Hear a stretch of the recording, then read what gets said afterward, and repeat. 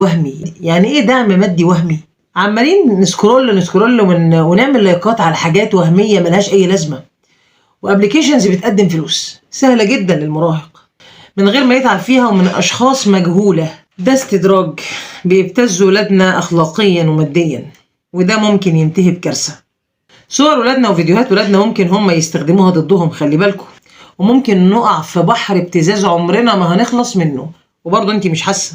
المراهق بيشوف حياه كده فلتر لغيره، فبيحس انه فاشل وبيحس انه ناقص، فده بيخليه يدخل في دوامه اكتئاب عمره ما هيطلع منها، وقلق مش هنخلص منه. عايزه اكلم ابني حبيبي المراهق وبنتي. كلام النهارده مش للامهات والاباء بس، لا، انا عايزاك انت تسمعني، عايزاك تكلمني. انت واقع في فخ المفروض تطلع منه، مش حته حديده اللي تتحكم فيك. ما ينفعش حته حديده تتحكم فينا، لازم يبقى عندنا ذكاء. الموبايل كمان بيعمل لك عزله اجتماعيه. اولا انت بتبقى في وسط اهلك وفي وسط العيله كلهم قاعدين يضحكوا ويهزروا وقعده عائليه، وفجاه تلاقي نفسك انت مسروق بعيد عنهم كده، قاعد في حته فاضيه ومعاك الموبايل. بيسرق لمتنا، يخلي الابن والبنت غريبه في بيتها، لا تكلم مامتها ولا تكلم باباها ولا تكلم اخواتها.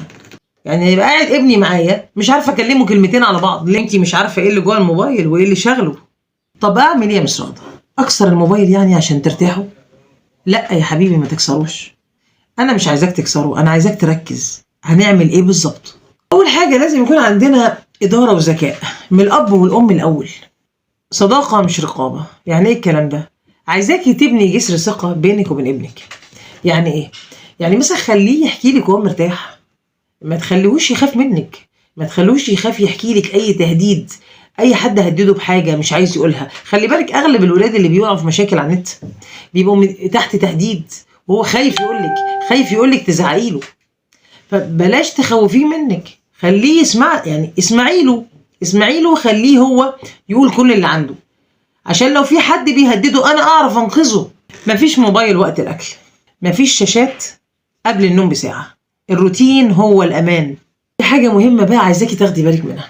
علميه ان مش كل اللي يشوفه حقيقي، علميه ان كرامته اغلى من اي قرش، اغلى من اي لايك، اغلى من اي قرش مش معروف مصدره فين. ولادنا امانه في رقبتنا، التكنولوجيا والانترنت سلاح ذو حدين. خليكي انت الدرع اللي بيحمي ولادك، مش السجان اللي بيخنقهم. بالحب، بالصبر، بذكاء نعدي بولادنا بر الامان.